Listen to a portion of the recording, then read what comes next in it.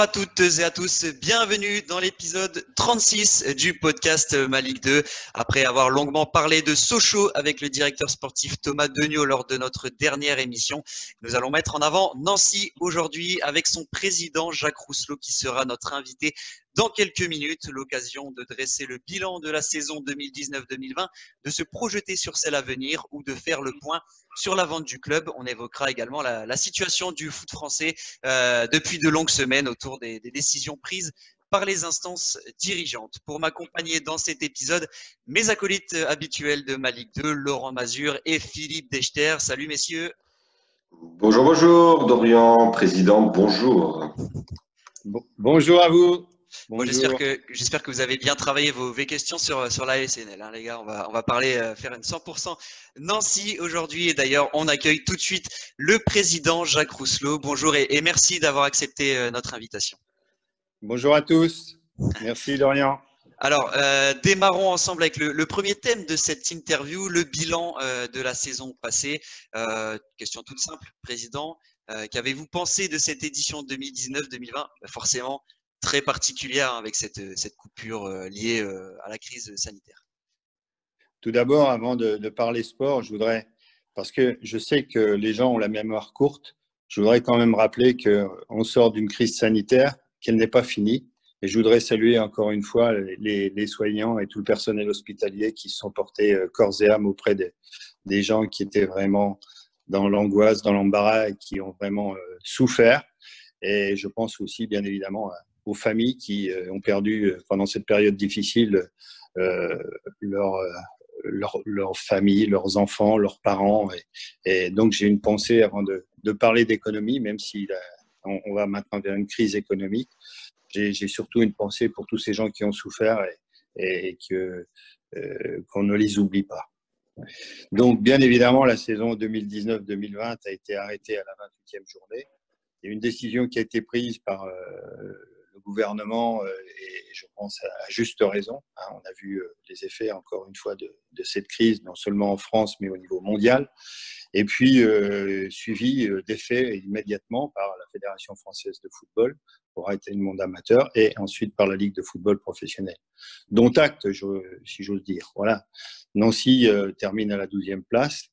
Et moi, je suis légaliste. Je respecte les consignes qui ont été données au niveau fédéral et professionnel.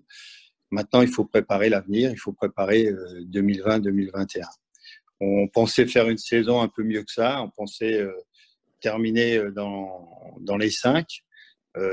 Mais malheureusement, on a perdu notre attaquant vedette et notre petit prodige qui était prêté par Saint-Etienne, qui est le petit Wagner. Voilà, c'est comme ça, faut faire avec. Moi, ça fait presque 30 ans que je suis dans le Bastringue, que je suis à Nancy, et j'ai connu des moments de réussite, des moments d'échec, des difficultés. Là, on est dans le dur depuis 3 ou 4 ans, mais pour autant, je crois qu'il faut se remettre au travail, il faut rien lâcher et remettre le bleu de chauffe pour préparer 2020-2021. Laurent, tu as une question pour moi? Oui, juste sur le plan sportif, finalement, cela reste quand même une année plus sereine que les précédentes, avec un maintien acquis, par la force des choses un peu plus tôt, certes, mais on sentait voilà que Nancy allait finir dans le ventre mou. Donc finalement, vous vous êtes moins fait peur cette année. On va dire qu'on s'est moins fait peur. Effectivement, on a fait précédemment deux saisons très très tendues et on a voulu corriger un petit peu en fonction de nos moyens, bien sûr, parce que c'est toujours une question de moyens. Et on est allé très très loin même dans nos moyens. On pensait terminer encore une fois dans les 5 parce qu'on avait fait un recrutement, je pense, judicieux. Malheureusement, l'argent, le recrutement n'est pas toujours au rendez-vous de ses espérances, mais pour autant, on a moins tremblé que les deux années précédentes. Donc, on va dire de ce côté-là, au niveau de l'angoisse, du stress et du quotidien, c'était un peu mieux. Qu'est-ce qui explique selon vous que l'année 2020 était beaucoup plus difficile? Parce qu'effectivement, nous, on voyait Nancy plutôt comme un bel outsider au top 5. On avait vu des très très belles choses en 2019 lors de la première partie de saison. Et puis, il y a eu une espèce de peut-être de cassure. Est-ce que la seule blessure de Wagner explique cela ou est-ce qu'il y a eu autre chose selon vous qui peut expliquer Vous savez, moi je dis souvent, dans le football et dans n'importe quelle discipline d'ailleurs, on ne peut pas avoir de certitude. La seule certitude, c'est l'incertitude. Donc, on peut pas se positionner. On peut effectivement être ambitieux, faire des simulations, mais on sait très bien que ça ne marche pas comme ça. Il faut qu'il y ait un gros collectif, même s'il y a de bonnes individualités, il faut qu'il y ait un collectif, il faut de la chance, il faut aussi tout un tas d'ingrédients qui sont pratiquement pas perceptible au quotidien, même si on sentait que ce groupe-là avait des qualités. On a fait, je crois que c'est 16 matchs nuls ou 17 matchs nuls. C'est vrai qu'on n'avance pas avec des matchs nuls. On a peu perdu. Je crois qu'on a 6 défaites. C'est ça, je ne sais plus. On a 6 défaites, mais en match nul, un match nul, c'est un point. Donc, si certains matchs nuls s'étaient transformés en victoire, comme souvent, je me souviens du match contre Lorient, contre Lens, et qui eux montent d'ailleurs. Ces matchs-là, on devait les gagner. Malheureusement, on a fait match nul. On aurait pu prétendre peut-être à jouer vraiment le haut de tableau et les 2-3 premières places. Ça s'est passé comme ça. Moi, je ne reproche rien à personne, ni aux joueurs, ni au staff. Tout le monde a essayé de travailler pour tendre vers le haut de tableau. Voilà, je crois qu'il n'y a pas grand-chose à dire là-dessus. C'est encore une saison, une saison, on va dire, moins stressante, mais non aboutie. Alors justement, vous me tendez la perche pour se projeter un peu sur la saison à venir.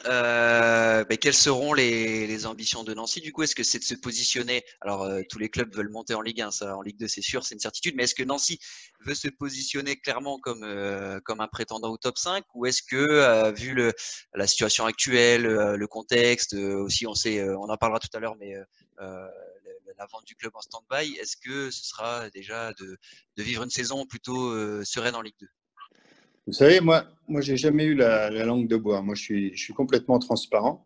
Je me suis investi beaucoup dans ce club. J'ai investi beaucoup. J'avais des activités à un certain moment qui me permettaient de pouvoir pallier en cas de difficulté, ce que j'ai toujours fait. J'ai toujours été présent. Aujourd'hui, ça fait 10 ans que j'ai arrêté mes affaires qui étaient plutôt intéressantes, on va dire, et qui me permettaient de pouvoir pallier en cas d'insuffisance de trésorerie au niveau de club. Aujourd'hui, force est de constater, l'année dernière, j'ai répondu présent quand la DNCG nous avait rétrogradé en national. Je ne sais pas si vous vous souvenez de l'épisode. Oui. Donc, cette année, on va dire que c'est une année charnière, dans la mesure où, là, on prépare le budget pour le 25 juin en passage à la DNCG, avec un budget, certes, qui n'est pas équilibré, puisqu'on a un budget de fonctionnement de 14 millions d'euros pour des produits à peu près de 10 millions. Ça veut dire qu'il y a un manque à gagner de 4 millions. Le manque à gagner, c'est facile à penser qui peut compenser ce manque à gagner. Soit c'est le trading joueur, soit c'est l'actionnaire. Je pense qu'à 14 millions, c'est un budget relativement bas par rapport aux années précédentes, mais parce que il faut bien penser que Nancy est un club et une organisation de Ligue 1. J'ai toujours été ambitieux lorsqu'on était en Ligue 2 avec un objectif de remonter en Ligue 1. Aujourd'hui, j'ai un petit peu baissé la voilure, enfin réduit la voilure, parce que force est de constater que c'est difficile de trouver des ressources. Donc, cette année, c'est une année charnière. On va essayer de passer l'étape de la DNCG, apporter les garanties nécessaires pour être reconduit en Ligue 2, apporter des garanties sur la trésorerie tout au long de cette année. On a une équipe qui tient la route avec des jeunes. On a fait signer un certain nombre de jeunes. Et puis aussi, on va remettre les jeunes qu'on avait fait signer il y a 1 an ou 2 ans, les Aurélien Gambia, le petit Hague qu'on avait prêté à Ajaccio, enfin les jeunes. Et puis les jeunes qu'on avait pris l'année dernière qui devraient aujourd'hui être un peu plus aguerris et avec une bonne défense, avec la défense de la saison passée. Et puis chemin faisant, on verra, puisque la session du club a été suspendue, voire avortée avec cette crise sanitaire, on verra avec les différents acteurs et investisseurs potentiels ce qui va se passer. Le but pour moi, Jacques Rousselot, c'est de redémarrer la saison, de remettre le club dans de bonnes dispositions auprès des instances du football, en l'occurrence la DNCG, et puis chemin faisant, début de saison, on verra, je continue les discussions avec les uns ou les autres pour passer le témoin à un investisseur potentiel. Voilà. Laurent, tu as une question. Oui, avant de parler bien entendu du rachat du club, l'économie à Nancy est encore plus importante peut-être en tout cas aujourd'hui que dans d'autres clubs. On a bien compris que tout allait dépendre de cette économie, du passage dans la DNCG aussi pour la saison prochaine sur le plan sportif. Aujourd'hui, est-ce que vous dites serein à l'heure de passer devant la DNCG? Est-ce que les feux sont davantage ouverts que l'an passé? Ou moins, enfin voilà, dans quel état d'esprit aujourd'hui vous êtes à quelques jours, comme vous l'avez dit, de passer devant le gendarme financier du foot français? Non, on est toujours un petit peu angoissé parce que quand on présente un budget qui n'est pas équilibré, c'est toujours, vous savez que la DNCG, c'est un organisme indépendant et qu'à tout moment, le couperet peut tomber. Donc, d'autant que le budget n'est pas équilibré. Mais dans la mesure où ça fait quand même maintenant 54 fois que je passe devant la DNCG ou 56 fois, je commence un peu à avoir l'habitude. L'année dernière, je n'étais pas passé. Donc, et je suis passé en appel à la Fédération française de football devant la DNCG appel. Mais non, je suis assez serein parce que je sais comment ça fonctionne. Ils me connaissent aussi, ils savent que j'ai toujours assumé mes responsabilités. Donc, c'est pas une formalité, mais je ferai tout ce qui est dans mon pouvoir pour assurer et amener les garanties nécessaires pour que ça se déroule sereinement. Philippe, juste avant Laurent. Ce n'est pas possible du coup de présenter un budget équilibré à la DNCG, si on vous comprend bien. Qu'est-ce que ça impliquerait en fait de réduire encore de 4 millions le budget global de la SNL pour la saison prochaine pour avoir un budget équilibré? Vous savez ou vous ne savez pas, j'en sais rien, mais la plupart des clubs aujourd'hui en France, que ce soit en Ligue 1 ou en Ligue 2, il y en a très peu qui amènent un budget équilibré. On a toujours un budget de fonctionnement plus important que nos produits. Donc, ce qui fait que le budget structurellement est toujours déséquilibré. Et le déficit entre guillemets structurel, il est compensé ou par l'actionnaire, ce que je disais tout à l'heure, ou par la vente de joueurs. C'est essentiel. C'est la raison pour laquelle tout le monde était un peu inquiet, parce que comme le championnat est arrêté, les joueurs ne sont plus en vitrine. Donc forcément, la valorisation de certains joueurs a diminué. En plus, la pandémie oblige. Donc, c'est toujours très, très inquiétant et c'est la raison pour laquelle les 40 clubs étaient très, très inquiets. Il y a un petit souci là. On a perdu la son, mais on n'a plus la vidéo. Non, mais c'est normal parce qu'il y a quelqu'un qui m'appelle. Ah voilà, bon, bah, ça va revenir. Moi, j'avais aussi une question qui découlait par rapport à ce qu'a dit Philippe aussi. Est-ce que j'ai répondu à vos questions là? Est-ce que c'est assez clair ce que j'explique? Ouais. Tout à fait. Je crois que Laurent va surenchérir. J'ai une question. Cette année, en plus, la DNCG a indiqué à quelques reprises qu'elle serait peut-être plus intransigeante et qu'elle accepterait peut-être moins un budget se basant essentiellement sur la vente de joueurs. Donc justement, ça rend encore ce passage plus délicat, non? Est-ce que vous craignez cela? Oui, il faudra bien les expliquer. Il ne faudra pas afficher la vente de joueurs à n'importe quel niveau, comme certains ont pu le faire peut-être dans le passé, mais il va falloir bien ajuster la valorisation des joueurs. Mais bon, encore une fois, moi je suis pas trop inquiet parce que, entre guillemets, 4 millions de déséquilibre, c'est beaucoup, mais on est un peu mieux que d'autres, on va dire. Faut pas le dire. Justement, je vais. C'est pas une satisfaction, hein, mais je suis un peu plus serein. Je préfère être à Nancy qu'ailleurs. Je vais en profiter pour rebondir plus sur l'aspect sportif et peut-être contractuel aussi des joueurs. On sait qu'actuellement, il y a beaucoup de joueurs en fin de contrat. Il y a un souci. Vous parliez. On vous sollicite beaucoup au niveau des appels. J'arrive. Hein. On a toujours le son, il n'y a pas de souci. On peut continuer, on peut continuer mais de toute façon, tant qu'on a le son, c'est le principal. Ça appelle, ouais. Il n'y a pas de souci. Je disais, donc, beaucoup de joueurs arrivent en fin de contrat. Vous parliez tout à l'heure, vous disiez, on va repartir avec la même défense. C'est qu'Hervé Liboui, Abdelhamid El Kaoutari, Vincent Muratori, ces joueurs-là, des cadres, arrivent en fin de contrat. Il y aura des prolongations du coup aussi qui vont être actées, qui ont été proposées. Alors effectivement, il y a 11 joueurs qui s'en vont, enfin qui étaient fin de contrat. Dans ces 11 joueurs, il y a les 3 joueurs que vous venez de citer. On a fait une proposition à 2 des 3.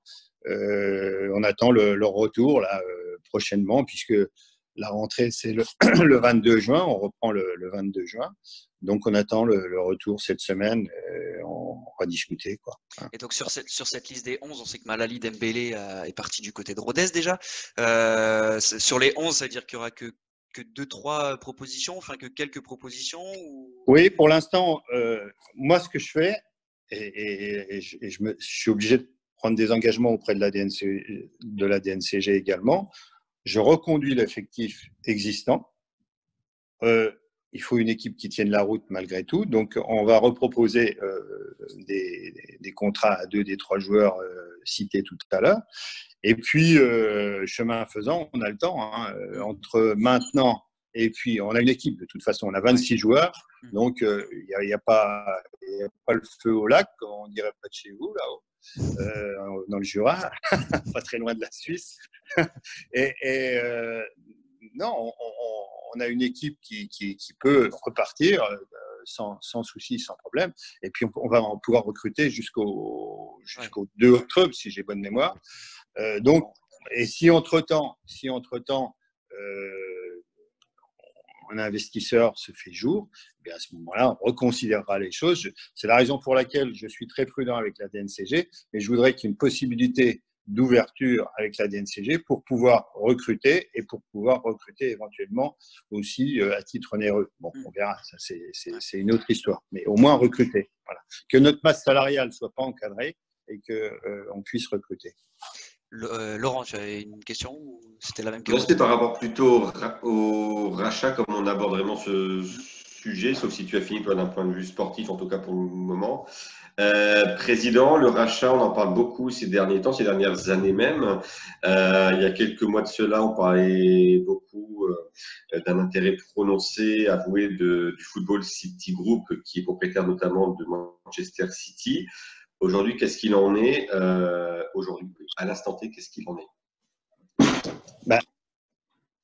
Pour City, et pour revenir dans le contexte, parce que j'entends beaucoup d'âneries de droite et de gauche, et puis des gens mal intentionnés aussi qui critiquent, qui apportent des commentaires, qui ne connaissent pas le sujet. Déjà, je voudrais rétablir la vérité. Le club, je l'ai mis en vente, enfin, du moins, j'ai essayé de trouver repreneur il y a 3 ans. Donc, ce n'est pas 5 ans, 8 ans, 10 ans, c'est il y a 3 ans. Pourquoi? Parce que je suis parti du principe qu'à un moment, il faut savoir s'arrêter. J'ai toujours fait comme ça dans mes affaires. Et même si c'est un déchirement pour moi de m'arrêter, j'étais parti du principe qu'il fallait s'arrêter. Mais pas s'arrêter n'importe comment. S'arrêter, ça veut dire donner la possibilité à un investisseur de pérenniser le club et puis de lui donner une autre ambition, une autre dimension. Donc, il faut trouver cet investisseur-là et d'un autre côté, trouver un investisseur qui rachète les parts de la société, je ne dis pas à la hauteur de mon investissement global depuis le départ, mais que je puisse aussi au moins un peu m'y retrouver. Donc, il y a 2 critères. Il y a la vente des actions et puis aussi le projet de l'investisseur. Donc, une fois qu'on a dit tout ça, on est dans le domaine du football. Il y a beaucoup d'investisseurs, mais ce sont souvent des investisseurs étrangers. Donc, les investisseurs étrangers qui ont des fonds, quelquefois, les fonds n'arrivent pas en France pour des raisons diverses et variées. Parce que c'est des fonds qui ne sont pas forcément compatibles avec la moralité. Donc, j'en ai reçu, pour tout vous dire, oui, j'essaye de développer un peu pour que vous compreniez mieux. J'en ai reçu 54 en 3 ans. Oui, d'accord. 54 intermédiaires ou investisseurs potentiels. Dans ces 54, j'en ai emmené 3 à la DNCG. Malheureusement, ce n'était pas moi qui ne voulais pas vendre. On s'était mis d'accord sur la chose et sur le prix. La chose étant la SNL, le prix étant le mien. Et la dimension que pouvaient apporter ces investisseurs était intéressante. Mais malheureusement, les fonds ne sont jamais arrivés. Donc, c'est compliqué. C'est vraiment… C'est comme ça. Donc, je fais profil bas, je repars au combat, et à chaque fois, je me heurte à tout un tas de barrières qui ne nous permettent pas d'aboutir. On pensait aboutir avec City, là, c'était vraiment la bonne opportunité, le bon groupe qui permettait à la fois aux actionnaires de s'y retrouver, entre guillemets, et puis aussi, même si on était encore loin du compte, et puis aussi de donner un nouveau souffle, un souffle nouveau à l'AS Nancy-Lorraine. On devait signer le 31 mars. Malheureusement, je ne vous rappelle pas l'histoire des 3 mois qui viennent de s'écouler. Le 16 mars, tout était bloqué. Donc, voilà, on en est là. Et parallèlement à ça, j'ai recommencé les discussions depuis 1 mois avec d'autres investisseurs. Les négociations avec City, puisque c'est d'eux dont il s'agit, ne sont pas rompues, sont simplement suspendues, mais la suspension est quand même assez longue. Là. Alors je sais qu'ils ont 8 clubs, ils ont été touchés aussi par la pandémie, très très fortement. Il y a eu un impact économique très très fort sur leur club, et notamment Manchester City et New York City, parce que c'est les 2 zones qui étaient vraiment les plus touchées. Melbourne, l'Espagne, l'Inde, la Chine, tous ces clubs-là ont été touchés. Donc, qui plus est, comme le propriétaire de City, c'est un fonds émirat. Donc, le dollar était le baril de pétrole était redescendu à $10. Donc, vous voyez, toute cette conjugaison économique ne permettait pas à City de s'occuper de Nancy tout de suite. Voilà où on en est. Voilà. Avant de passer la parole à Laurent, attends, juste une petite question, mais là, juste pour être clair, en gros, les négociations sont suspendues du fait de City. Vous êtes prêt à reprendre les négociations. C'est eux pour le moment qui ne reviennent pas vers vous. C'est pas rompu. Parce que je leur dis, moi, où on continue, qu'est-ce qu'on fait? Ouais. Non, c'est pas rompu. C'est bon.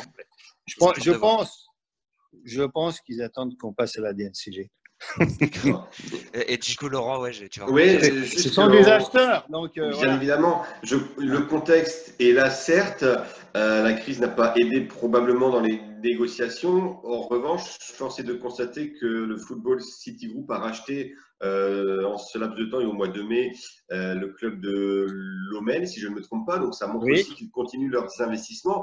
On est en train de se poser la question pourquoi ça se poursuit et ça achète un autre club, et à Nancy, pour le moment, rien.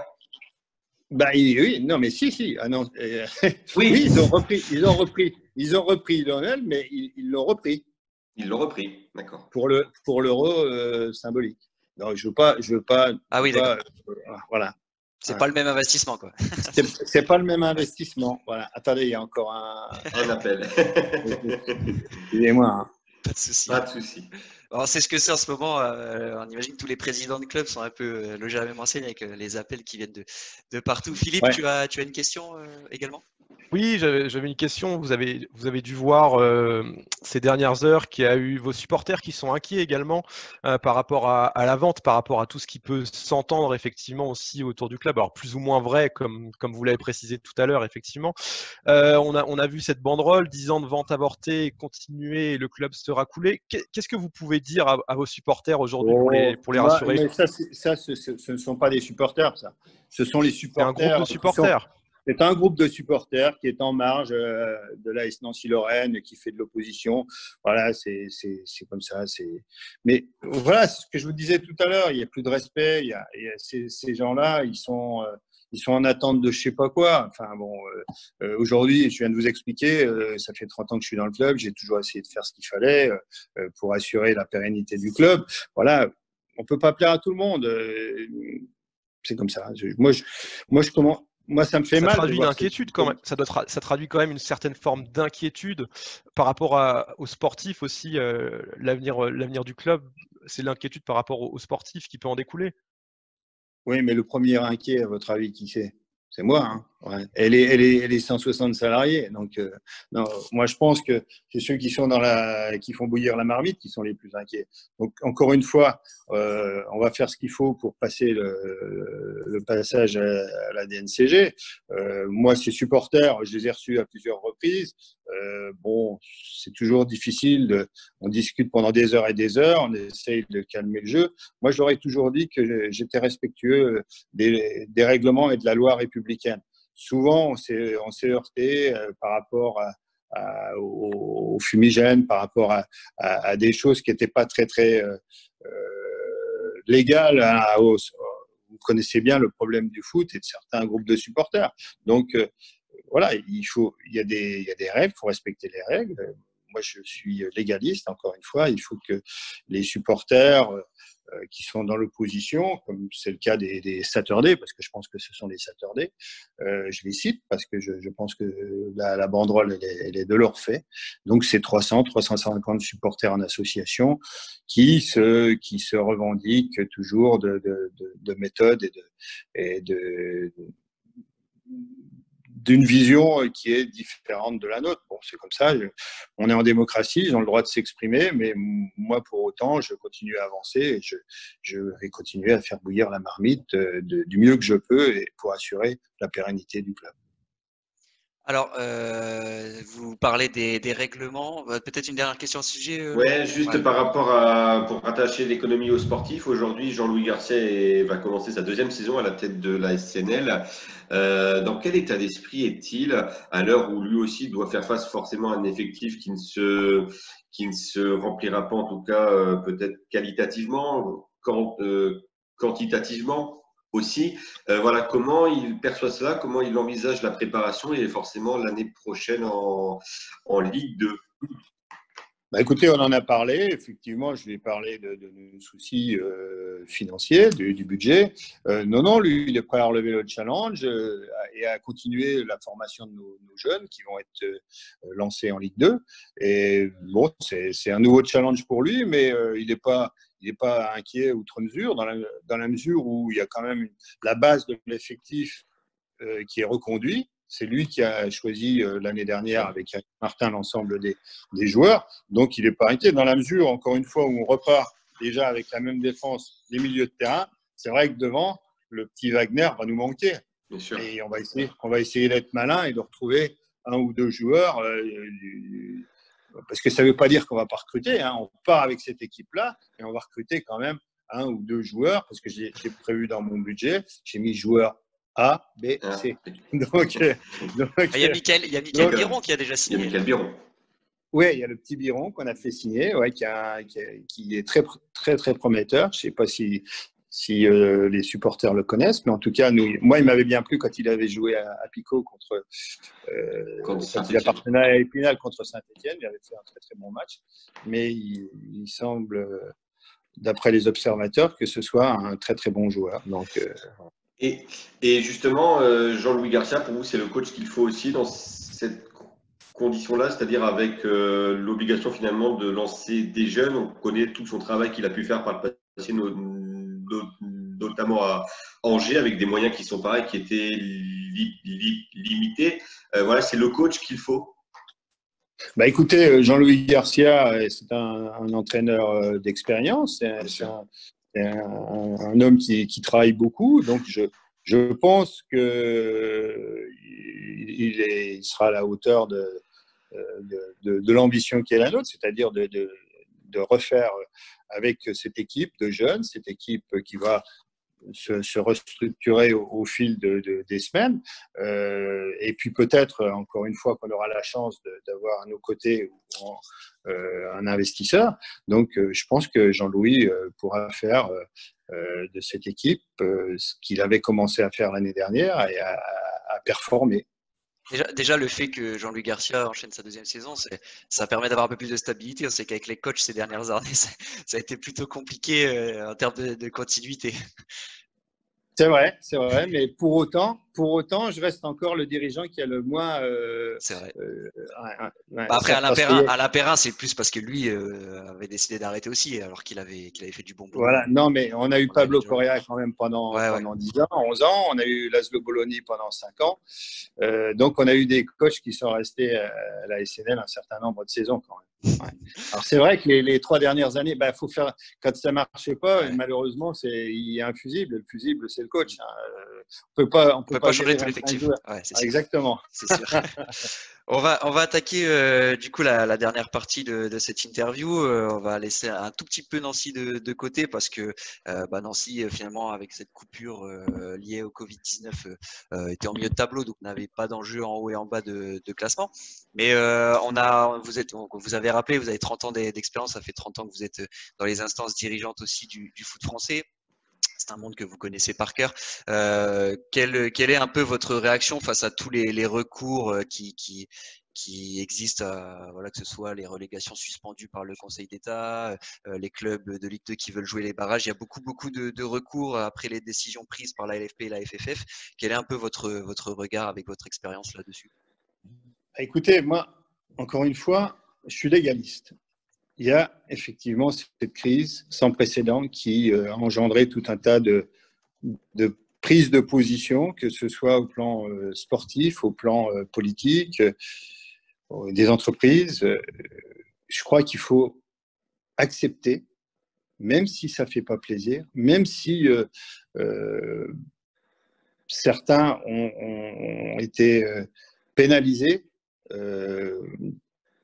il faut accepter les décisions qui ont été prises par le gouvernement dans un premier temps, par la Fédération française de football et par la Ligue de football professionnel. Parce qu'il y a un moment, et notamment au mois d'avril, on ne savait pas trop où on allait. Donc, alors c'est vrai que c'est pénalisant, c'est vrai que c'est… Mais quoi faire d'autre que, puisqu'il y a eu des décisions de prise, on ne va pas refaire le championnat, il est arrêté. On ne va pas faire des simulations, c'est comme ça, c'est fini. Il faut repenser à autre chose. Alors, moi, je me souviens, en 2000, j'ai été pénalisé comme ça, quand on est descendu. C'était quoi, 18 clubs, non? Il y avait 18 clubs, on termine 16e. 16e. Il y avait 2 descentes et un bas. Et non, attendez. Il y avait 18 clubs et il y avait 2 descentes. Il y avait 2 descentes, on termine avec 42 points. Donc, 42 points pour 34 journées. Ce qui était… Et on avait été lésé par l'affaire des faux passeports. Il y avait une dizaine de clubs qui avaient des joueurs. Donc, on pouvait considérer qu'il y avait eu de la tricherie. Nous, on était atteints, on descendait, nous, on était propres, clairs.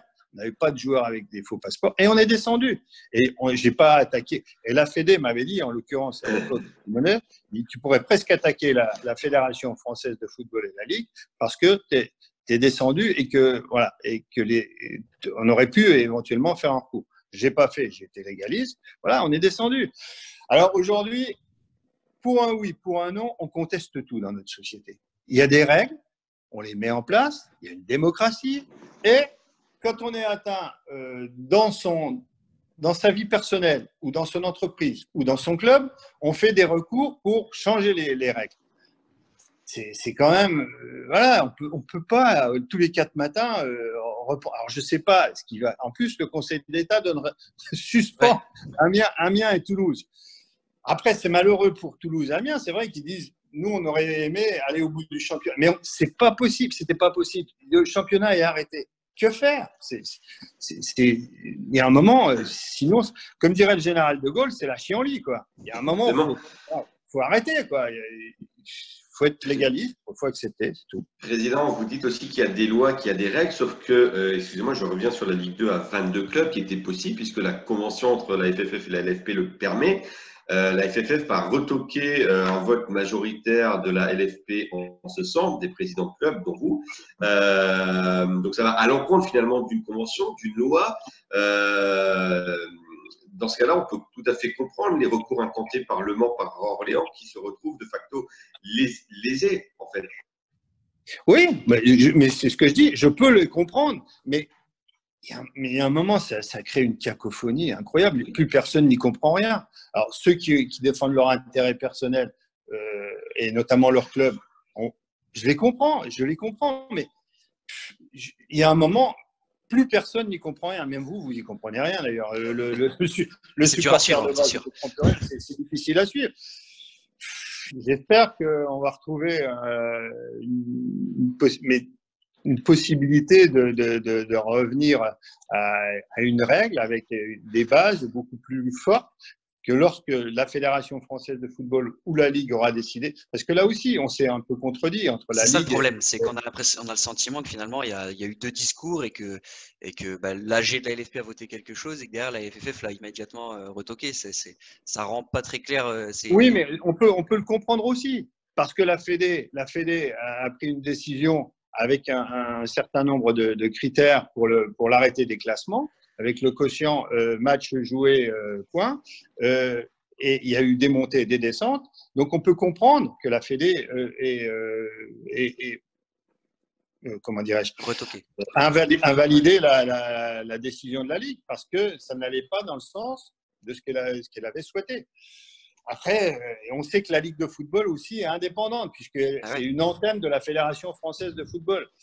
C'est compliqué, mais je pense que il va falloir se remettre autour d'une table et retrouver un bon mode de fonctionnement pour retrouver une sérénité parmi nos troupes. Parce que je pense que là, après, il y a ceux qui ont invoqué la saison blanche, la saison arrêtée à la 27e journée, à la 28e journée. Enfin, bon, chacun y va de son couplet, dans la mesure où il défend ses intérêts. Mais je crois qu'il faut revenir à des règles de base, c'est-à-dire, je pense que c'est la Fédé qui doit insuffler la bonne direction. Et aujourd'hui, la Fédé a donné le là, on va dire. Voilà. Philippe, avant de te passer la parole, j'ai une petite question à ce sujet. Parce que la Fédé, ce qui fait beaucoup de débat aussi, c'est que la Fédé veut faire jouer la finale de Coupe de France. Notamment, qui est toujours peut-être même avec du public, et que du coup les clubs barragistes comprennent pas trop. Dans ce cas-là, la saison est stoppée, mais on fait quand même faire des finales, mais les barrages sont annulés. Il y a aussi ce côté-là qui pose problème. Aujourd'hui, la saison 2019-2020 n'est visiblement pas officiellement terminée avec les finales de coupe. Bah non. Et ça choque pas, c'est pas choqué, mais ça vous surprend pas vous de voir des matchs qui sont encore jouables et pas d'autres? Non, mais encore une fois, bon, il faut comprendre qu'on est dans une saison inédite, dans une période de crise sans précédent, et que on est bien obligé d'adapter à la fois nos entreprises, la compétition, les disciplines sportives à cette cochonnerie qui nous pèle au quotidien. C'est vraiment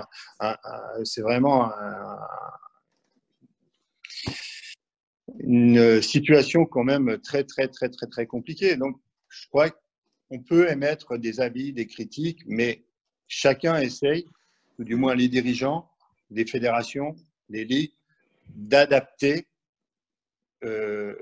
pour essayer d'éviter la catastrophe économique et puis aussi d'éviter de perdre des droits télé. On essaye de contenter à la fois les acteurs du football, les diffuseurs, le public, les supporters. C'est pas facile. Et c'est la raison pour laquelle on est toujours un peu dans l'improvisation, un petit peu comme nos dirigeants politiques l'ont fait, tout en essayant de préserver l'essentiel, à savoir les vies humaines, à savoir l'économie ensuite. Voilà, je crois que c'est une année d'exception. Donc, mais moi, je suis persuadé que le football français, la société, la vie économique va reprendre le dessus d'ici peu, quand on aura trouvé un traitement, voire un vaccin, et puis que 2020 ne sera plus qu'un mauvais souvenir, sauf pour les familles, encore une fois, qui ont été touchées par cette cochonnerie et qui ont malheureusement perdu leur bien-aimé ou leur famille. Philippe, peut-être une toute dernière question du coup pour le président Rousselot. Oui, vous parliez de cacophonie. Je pense qu'on ne peut pas mieux résumer ce qui s'est passé ces derniers mois au sein du football français que par ce mot. Comment aussi vous voyez les choses justement pour pouvoir améliorer peut-être le futur du football français? On sait que vous avez été candidat à la présidence de la FFF il y a 3 ans, donc vous avez forcément des idées. Est-ce que c'était justement un problème au niveau de la...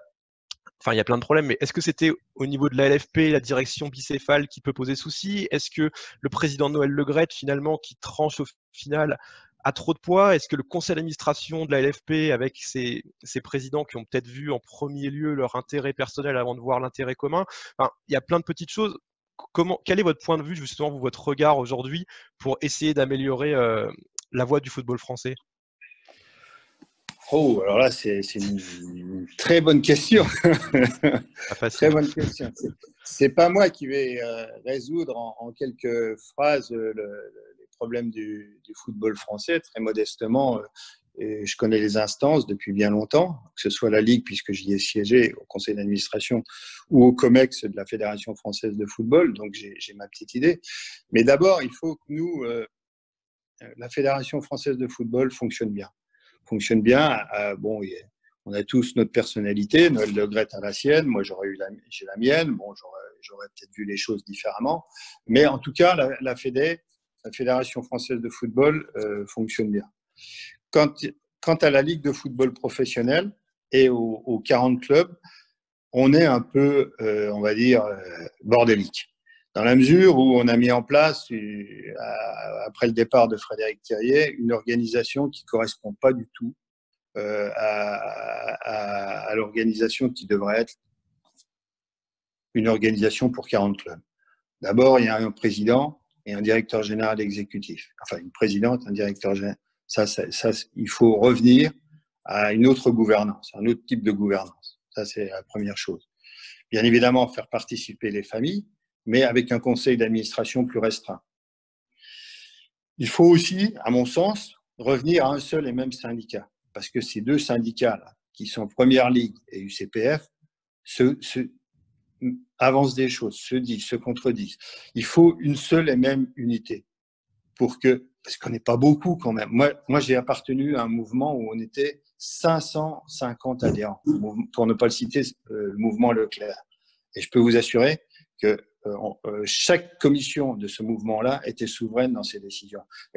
Quand il y avait 5 mecs qui discutaient d'un sujet, pour les 550 autres, il n'y avait pas un pingouin qui disait « Non, moi je ne suis pas d'accord, nanani, nanana ». Non, voilà, il y a aujourd'hui, on est 40, mais on a l'impression que chacun détient la vérité. Il y a un moment, il y a une ligue, il faut qu'elle soit souveraine, avec une vraie gouvernance, avec un vrai conseil d'administration ou un bureau, et puis qu'elle prenne les bonnes dispositions pour que les 40 clubs soient satisfaits. C'est simple, et puis il ne faut pas que tous les 4 matins, il y en ait un qui lève le doigt et dire « moi je ne suis pas d'accord ». Non, il faut accepter, c'est la démocratie. Il y a des règles, on respecte les règles, on respecte les gens qui ont été mis en place, on les aura mis en place à l'issue d'une élection, et on respecte les gens qui sont là pour mettre en place.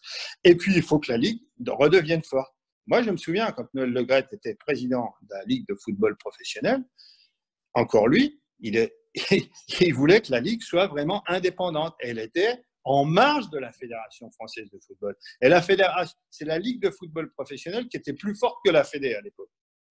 D'ailleurs, on craignait C'est pour ça que j'ai fait campagne en 2011 avec Noël Le Graët, pour l'élection en 2011 de la nouvelle, du nouveau concept de COMEX à la Fédé. Le monde amateur voyait d'un très mauvais œil les professionnels arriver à la Fédération française de football. Et puis, on a su les convaincre qu'il fallait une organisation à la Fédération française de football. Et aujourd'hui, la Fédé est devenue vraiment très costaud. Mais il faut aussi que la Ligue de football professionnelle retrouve son indépendance avec une vraie gouvernance et avec un vrai projet. Peut-être encore une toute dernière question. On voit cette dualité entre Ligue 1 et Ligue 2, notamment avec la négociation des droits télé qui vont avoir lieu dans les prochains jours. Alors, on voit que c'est difficile aujourd'hui de trouver des terrains d'entente entre Ligue 1 et Ligue 2 quand même, ne serait-ce que par exemple sur ce sujet important de la répartition des droits télé. Ouais, c'est un peu dommage parce que il y a un moment, il faut savoir que oui, on a essayé de faire en sorte de convaincre nos collègues de Ligue 1 de déplafonner les 110 millions qui étaient les nôtres là depuis quelques saisons. Mais encore une fois, il faut que la solidarité s'exerce. Je pense que souvent, quand on est en Ligue 1, on oublie qu'on peut redescendre en Ligue 2. Dans chaque club de Ligue 1, je leur ai dit l'autre jour à l'Assemblée Générale, il y a un club de Ligue 2 qui sommeille. N'oublions jamais ça. Donc, c'est la raison pour laquelle, et je pense que la raison l'emportera. Là, on a nommé trois représentants de Ligue 2 pour aller discuter avec 3 représentants de Ligue 1 sous l'arbitrage de Noël Le Graët et certainement de Nathalie Bois-de-la-Tour. Enfin, je ne connais pas encore la composition de la commission, mais j'espère que nos collègues de Ligue 2 seront entendus et qu'on ira vers un déplafonnement à 160 millions parce qu'aujourd'hui, quoi de mieux que d'avoir en réserve pour les clubs de Ligue 1 les joueurs de Ligue 2. Donc, pour que cette réserve soit de qualité et puis que les clubs de Ligue 2 puissent s'exprimer économiquement parlant. Vous voyez, tout à l'heure, on a parlé du budget de la SNL, mais dans beaucoup de clubs de Ligue 2, c'est un peu la même chose. En plus, nous, on fait beaucoup de formation, on fait de la formation, donc c'est la raison pour laquelle aussi ça nous coûte cher. Quoi de mieux que de soutenir ses collègues de Ligue 2 pour demain favoriser à la fois la formation et être compétitif pour la Ligue 1, quoi. Donc, j'espère que la raison l'entendra. Alors, messieurs, est-ce que vous avez peut-être une dernière question au président ? Non, on a bien fait le tour. Je pense que c'est parfait. Il y aurait encore eu des choses à dire. Par exemple, on parle de la formation. J'aurais bien aimé évoquer le cas de Gauthier Hoth, le petit jeune qui visiblement va partir en Allemagne aussi. C'est quelque chose, j'imagine, voilà encore. Que vous êtes déçus. Voilà. En deux mots. Voilà. Plutôt que de se foutre sur la gueule les uns et les autres, prenons des vrais sujets à bras le corps. Ça, c'est un vrai sujet. Les 40 clubs là, avec un vrai syndicat. Mettons-nous autour d'une table et pensons à notre formation, à la protection de notre formation. On se fait piller nos joueurs. On ne sait pas protéger nos joueurs. Nous, c'est le 5e joueur qui part, qui ne signe même pas un contrat professionnel. On peut pas. Alors, on se protège un peu entre nous avec les ANS, et encore, plus ou moins, les ANS non sollicitation, contrat de non sollicitation. Hein. Mais voilà un vrai sujet. Il y en a d'autres. On voit même le PSG, le PSG avec Tanguy Kouassi aussi, là, visiblement récemment. Enfin, même le PSG. Voilà, même le PSG, Monaco, Lyon, tout le monde a perdu des joueurs. Et là, nous, on vient de perdre une petite pépite. Je pense que c'était une petite pépite, Gauthier Hoth. Il y a 3 clubs allemands dessus. Je ne sais pas dans quel club il est allé, mais c'est une catastrophe. Et on n'a pas pu le retenir. C'était même pas une question de salaire, parce que j'essaye aussi d'être cohérent par rapport. On va pas donner un salaire démesuré à un jeune qui n'a pas encore démontré. Il n'est pas aguerri, il n'est pas fini. Même pas 18 ans, on lui proposait un contrat professionnel et il l'a refusé, avec appartement et tout le bordel. Donc, il y a un moment, on ne sait plus quoi faire, quoi. On ne sait plus quoi faire.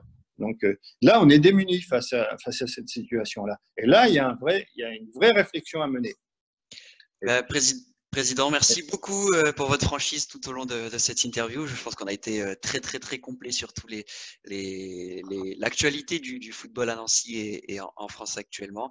Encore une fois, un grand merci de votre participation. Merci beaucoup, Président. Laurent Philippe, Ouais. merci également de m'avoir Merci. accompagné. Vous pouvez retrouver évidemment toute l'actualité de la Ligue 2 sur Merci notre à vous. site maligue2.fr et puis on se retrouve la semaine prochaine pour un nouveau numéro. Merci beaucoup. Au revoir. Merci à vous. Au revoir, messieurs. Merci beaucoup. Au revoir.